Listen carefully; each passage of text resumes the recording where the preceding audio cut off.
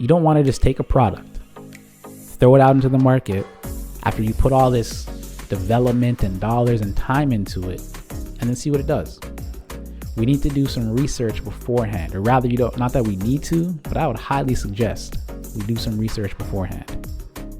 If you don't want to do it, you can hire somebody to do it. That's fine. But market research, of course, you're gathering data about your target audience, your target client, of course, their preferences, their needs, your competition. Because what you think your target audience wants, they may not want. You might be terribly wrong. You might be completely wrong about their preferences. So then if you develop a product around that without doing your market research, it's not going to go so well.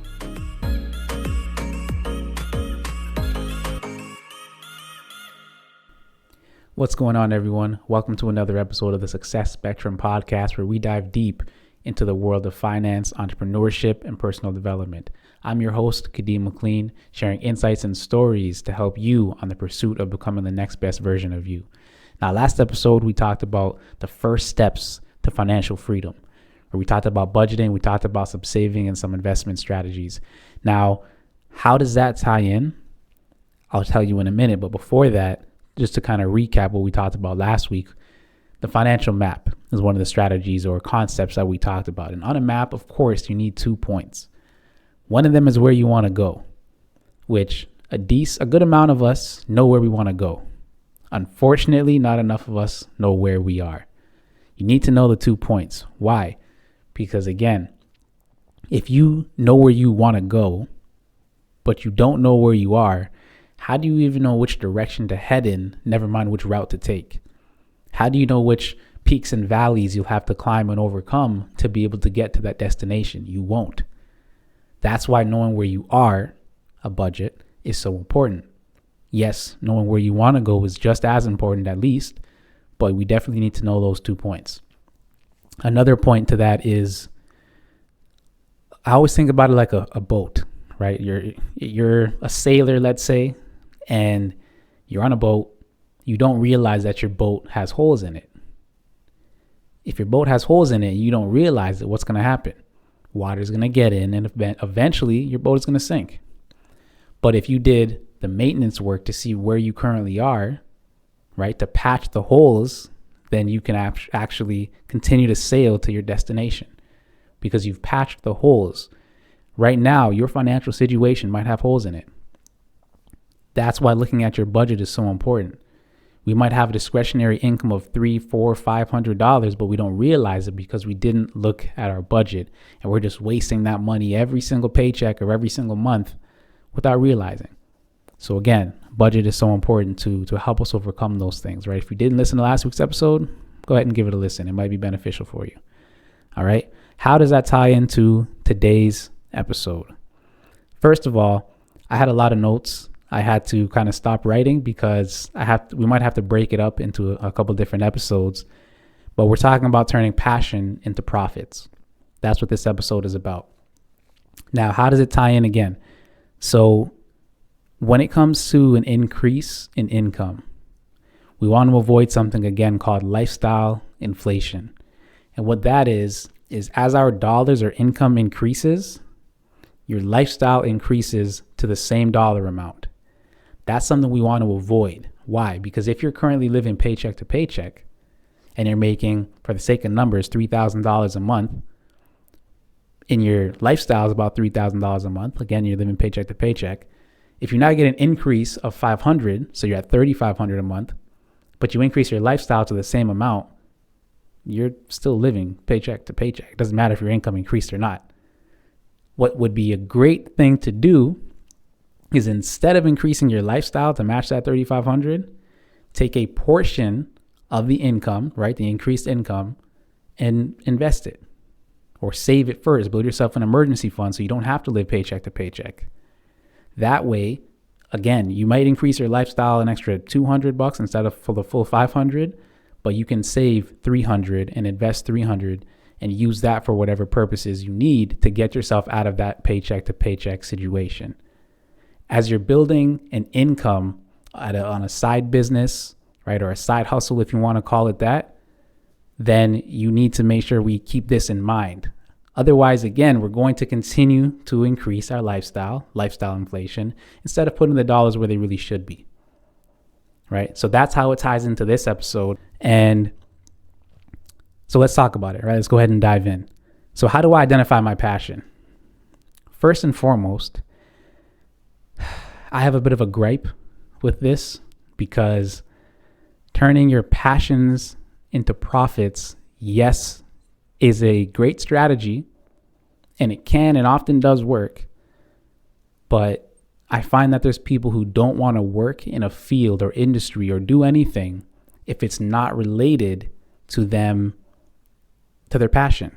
And I think that's just my personal opinion. You can disagree with it, but I don't think that's necessarily the right way to go about it. Because while in some cases, yes, it does work out like that, in a lot of other cases, it doesn't. And let me give you an example of that. Your passion might be a certain cause. For example, your passion might be helping out single mothers, right? That's one of mine. So anyway, helping out single mothers. That doesn't mean you have to work in a field that helps single mothers, or come up with a business that helps single mothers, right? You can do that, great. But instead, if that's not something that makes sense for you, what you could do is something, right? Anything else that's not related. And then use the income from that, of course, to then, help out charities. Use the income to donate that money to charities. That's what I was looking for. To donate to charities that actually help single mothers. Or start your own charity that helps single mothers. There's different ways, again, to go about turning your passion into profit. It's not about necessarily working in a field that is within your passion or encompasses your passion, but it could be using that, of course, as the North Star to say, I want to donate X amount to single mothers and help them in this way by this day, this time, whatever it might be, right? So again, that was just an example, but you don't necessarily have to work in the field that encompasses your passion. You can use it as a North Star, and we'll talk a little bit more about that as we go. All right. So how do I identify my passion? Number one, what activities, topics, or causes do you find interesting that can make you lose track of time or feel energized? There's different things that you do throughout your day, different activities or habits, and maybe not throughout your day, but every now and then you might do once a month, whatever it might be for you, where you look at the time, you started at 5 o'clock and it's now 8 o'clock. You didn't realize 3 hours passed. You lost yourself in doing the task because you were enjoying it so much. You felt maybe fulfilled while you were doing it. Or that thing helps you to feel energized. So again, that could be your passion. All right, so think about it. Are there certain things that you do? Like for me, for example, I play guitar here and there, right? Acoustic guitar. And while it may not be a passion per se, I've always thought about playing an instrument. Long story short, and guitars were around where I was at the time. And I said, you know what, let me learn this thing. So I picked it up and started to learn. But when I'm playing sometimes, I get lost. I'm like, wait, hold on. That much time has passed? 2 hours? How? But for me, playing guitar is a form of therapy. So I play the guitar and I might get into a few songs and I'll just keep going next, and I'll keep playing. And so you might have something like that where it actually is your passion. Or again, it's just something that, let's say, brings you a sense of peace or happiness, whatever it might be. So delve a little bit further into that, because that might be where your passion lies, or it'll help you to discover your passion. All right. Number 2, what are you innately good at? And I've heard it said this way before. Shout out to CJ with ETA, Secrets to Success podcast. What comes easy to you that's hard for most? What comes easy to you that is hard for most? And you may not know because it's so easy to you. You never thought about it. You just do it without realizing it. And that's why it's important to have certain people around you who can kind of point it out. But again, what comes easy to you that's hard for most? You might look at it and say, how come this person struggles to do this? Well, it wasn't innate in them like it is in you. Everyone has their different qualities or different strengths and weaknesses, and this might be one of your strengths. So lean into that, because that, again, might be where your passion lies, right? Our passion often aligns with this. Now, 3, try new experiences, try new things. If I didn't pick up that guitar that day and make myself look, let's say, like a fool, for lack of a better phrase, playing and trying to learn and messing up and sounding horrible, I wouldn't have realized, and if I didn't stick through that, I wouldn't have realized how much I like to play guitar, and that it's a form of therapy for me, right? So again, try new things. And to give you another story on that, avocados, those green, nasty looking things. Avocados. My mother, when I was a child, she used to just eat avocados like it was nothing. And I always looked at it like, ew, that green, mushy, nasty stuff. And she would always try to offer me something. I'm like, no, Mom, I'm good. Thank you. I don't know. And now, years later, I dabbled, if you will. I didn't eat a whole avocado. I didn't just eat it plain. I had avocado toast. So I would toast the bread. I would slice up or mush the avocado, and I would sprinkle some black pepper on it and eat it. And it was amazing to me, right? So maybe you need to try something new, but maybe you also need to go back and try something that you tried before that you maybe didn't like at the time. Try it again. See if you like it, right? Because now I can eat a whole avocado, no problem. No black pepper, no toast, no anything. And actually, side note, they're very beneficial and healthy for you, all right, if you're not allergic or anything like that. So 4, look at your bookshelf. What genre or topics do you normally read, right? If you see certain patterns, you always read this genre, or 70% of your books are in this genre, this topic, whatever the case is, that's something you can look further into. You read it for a reason. It obviously interests you. Maybe you need to dive deeper into that, because again, your passion could be in alignment with that. 5, identify your values. And this is a big one. Your values, your principles. You've heard it said before, if you stand for nothing, you will fall for anything. So determine your values, determine your principles, because in life, I find, this is my personal opinion, again, we need values. We need principles that we stand on, whether it's honesty, integrity, right? Whether it's standing up and doing the right thing, being genuine, helping people who you see that are in need instead of just walking by and being a bystander. Whatever you can think of course, and you can identify with as your value or your principles, come up with those and stick to them, because again, in life we need those, but also in business we need values. A business without any values, you might be seen, let's say, as a shark in the industry, right? Which is negative.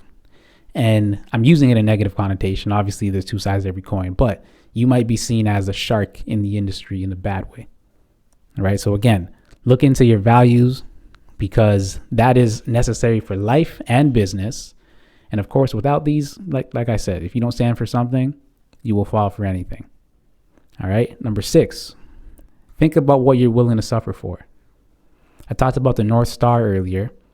What are you willing to suffer for? Because again, you might not work in your passion, and you're trying to figure out your passion, and the thing you do, you may not love it. It might be okay, or you might like it, or you might like certain aspects of it.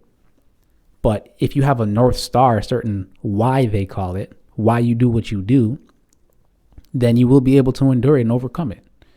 I've heard Les Brown say it this way, and I'm paraphrasing because I don't remember exactly his wording, but with a strong why, you can endure almost anyhow.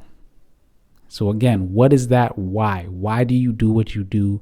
What is the purpose and reason behind it? Your vision, your goal, whatever title you want to put on it, your vision is what I would say. But again, what is a cause that you would suffer for, that you'd be willing to suffer for?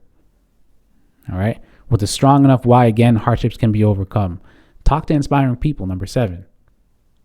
Talk to people who you find inspiring, who maybe they're not in your circle right now. I'm not saying replace your circle, but maybe add new people into your circle. Because adding these new people into your circle, you will be able to find passionate people, And when you have conversations with them, their passion might rub off on you and spark your passion. Because again, it's something that's inside of you. It's not necessarily something that you just go and figure out on your own per se, and then it gets added into you. It's already inside of you, I find, right? It might be behind layers and layers of walls or rust, whatever you want to call it. But at the end of the day, when you actually talk to these inspiring people and surround yourself with people who are passionate about what they're doing or passionate about something, it's likely that what they're doing or their energy, their character will rub off on you in a good way. You've heard it said before. Again, birds of a feather flock together. And I'm not giving you all of these analogies just for the sake of giving you analogies, but there's truth to them. We've heard this throughout our lives for a reason. All these different sayings or quotes, there's a truth to them. That's why I'm telling you them. Because if you surround yourself with these inspirational people, positive people who will speak positive, maybe you've never had anybody speak positivity into you. I know I didn't until one point in my life, and maybe I'll share that story another time. But the people around you that you grew up with may or may not speak positivity into you. And I think that to a degree, we could all use that. So again, surrounding yourself with people who will speak positivity into you instead of always speaking negative, that might help you to, again, find your passion, because it might spark that thing within you that you need to be able to find your passion. All right. 8, lastly, ask others, ask loved ones. Because if they've been around you long enough and they pay attention to you, then they likely know some of your strengths, right? Notice I didn't say weaknesses. We don't care about those right now. Your strengths, the things that you are good at, the things that you do well that maybe you don't realize. They've been watching you and they realize that you're good at this thing. I have some people around me who they just speak positivity, and not necessarily, what's the word I want to use?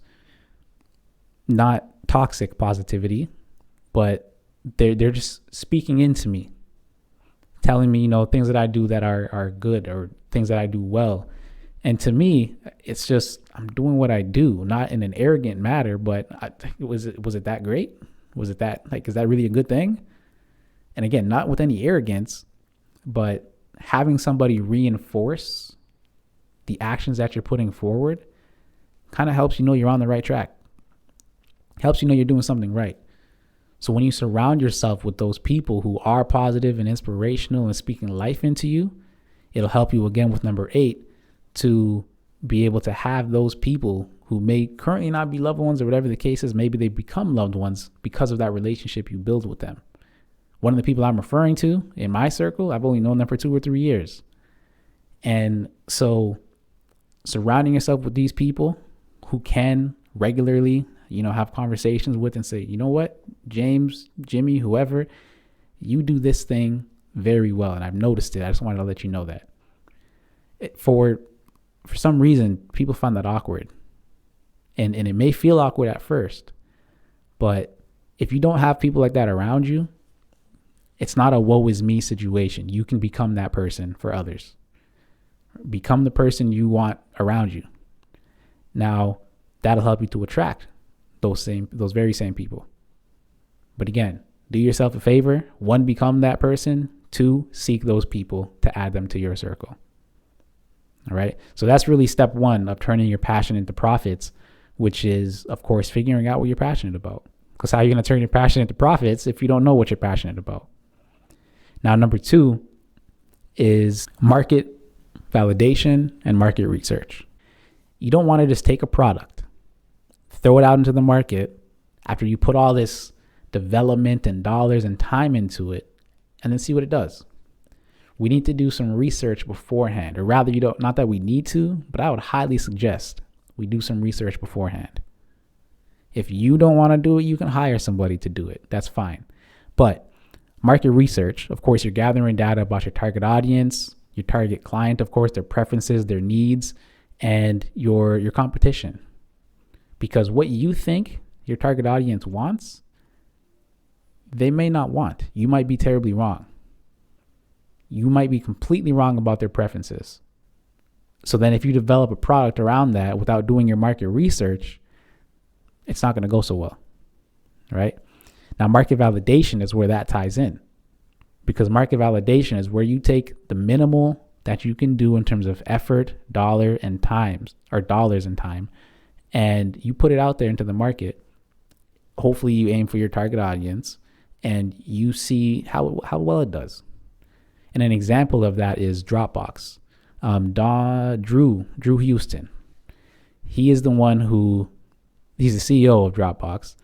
And what happened in the beginning, before Dropbox was really a thing, was they put up a concept video into tech community sites and they let it go. They said, let's see what happens, how many eyes this gets, how much attention it gets, and how many insights it can get. From that video, of course, we know Dropbox is still around today. They've got the traction that they needed. And then they said, okay, let's finish the development and let's put this thing out there. That was their MVP, that video. Their MVP being their minimal viable product. The minimal effort they had to put in, minimal time and dollars, they put it out into the market just to see how it would do. And we can do the exact same thing with whatever product or solution we decide to come up with. But we don't know what we're releasing in terms of an MVP if we don't do that market research. That's why these two things are so important, these two steps, market validation and market research. Of course, market research comes first because, again, if you don't know your target audience, what are you releasing to who and why? We have no idea. You might not be in your own target audience, and your target audience, even if you do fit into the category, they might want something a little bit different than you because yours is just one perspective of the many. So again, going through this research, it'll help you to find the gaps. Because again, you're looking at your competition, right? You research your competition to see what they're doing and how they're doing it, which will then allow you to see the gap in terms of the target client, what this company does as the competition, and then where you can fit in. Niche down, they say. So that'll help you to niche down as well. All right. Now, step 3, planning your side hustle while working full time. This is a big one. I still work full time, for anybody who wasn't aware. I have a business in the financial industry that I'm building. I have, of course, this podcast that I do. I have another business that I'm building. I have a book that I'm just about to finish writing. And this isn't, again, to be arrogant or for applause or anything like that. I'm just putting that out there to say it takes time, it takes effort, it takes energy to plan and execute while you're working full time. Because working full time, it takes up a lot of time. They say it's 40 hours a week for the average job, but it's not really 40 hours a week, as we all know. But we get paid on 40. And that whole conversation is for another episode. But number 1, with planning your side hustle while working full time, is to assess your current situation. Kind of synonymous with the whole budget situation we talked about last episode, right? Assess your current situation, your time commitments, whatever your dollar value is, right? Your current situation financially, your financial assessment, and your skill inventory. What do you have as skills? Are you working with somebody else potentially to be able to get this thing up and running?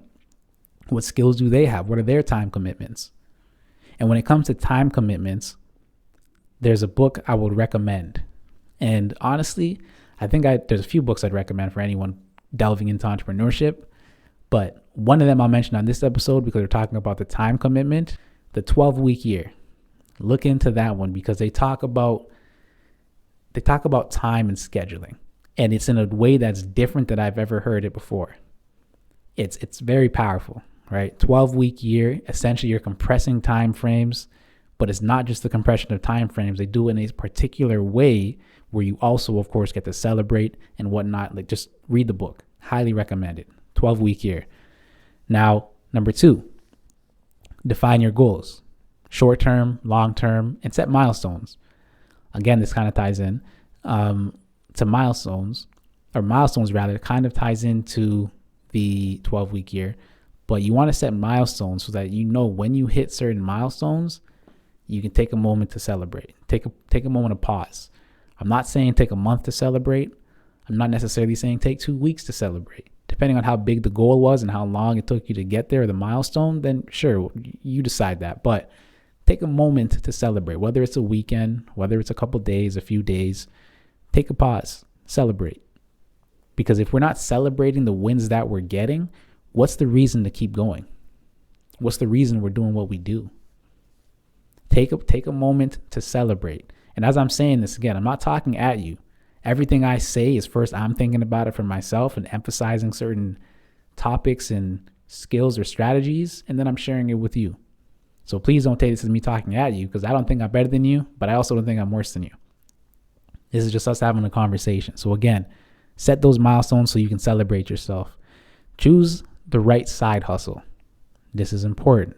And this kind of ties into what we talked about earlier with figuring out what your passion might be, right? So after your preliminary research, the market research, choose the right side hustle. Choose the right side business or thing to delve into so that you can actually build an income. Now, 4 is the legal setup. And we're not going to delve too far into this, but of course, your business structure. What does that look like? You have the CFO, the CMO, the CPA, right? All of these different C's and whatnot, the acronyms, the 3-letter acronyms.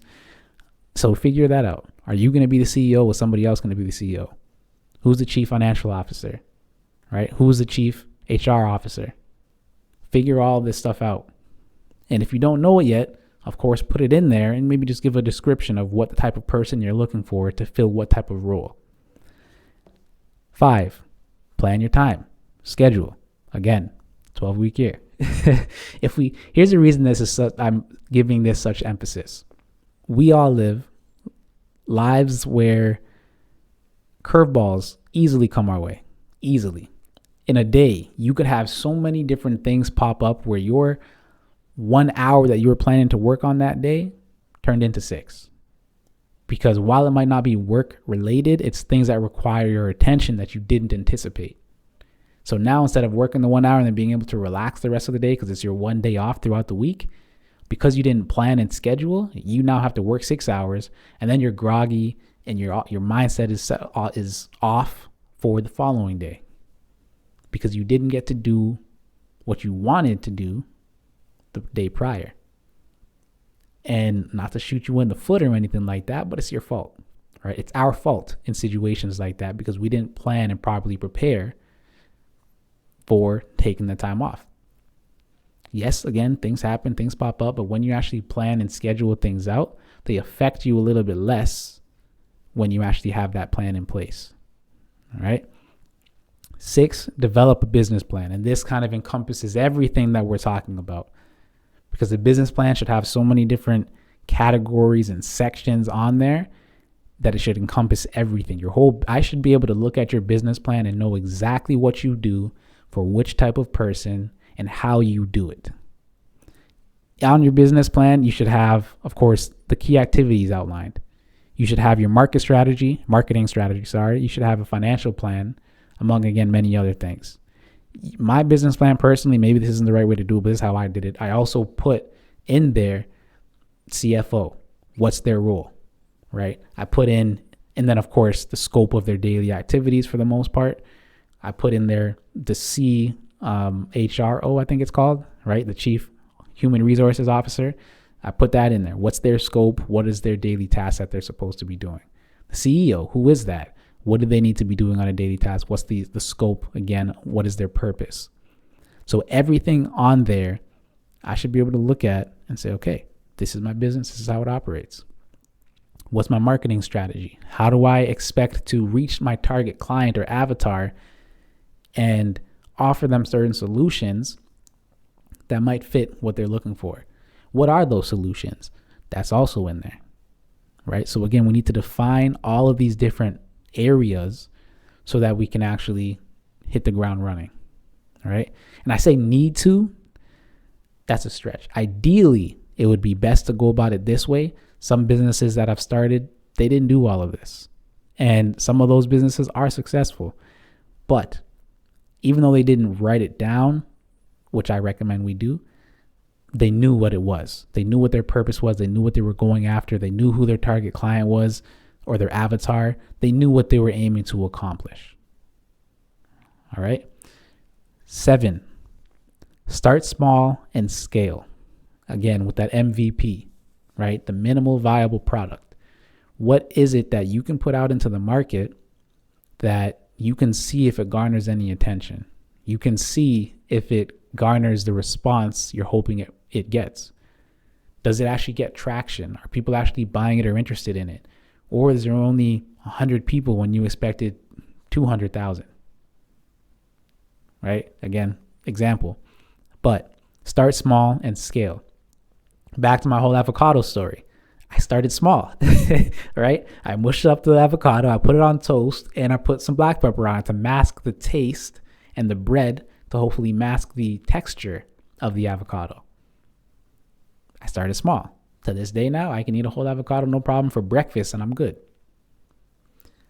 Lastly, 8, regularly review and adjust your plan.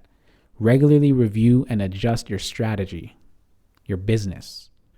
Because if we are not looking back at this thing, what's the point of putting the MVP out there if we're not going to look at it and then make the adjustments?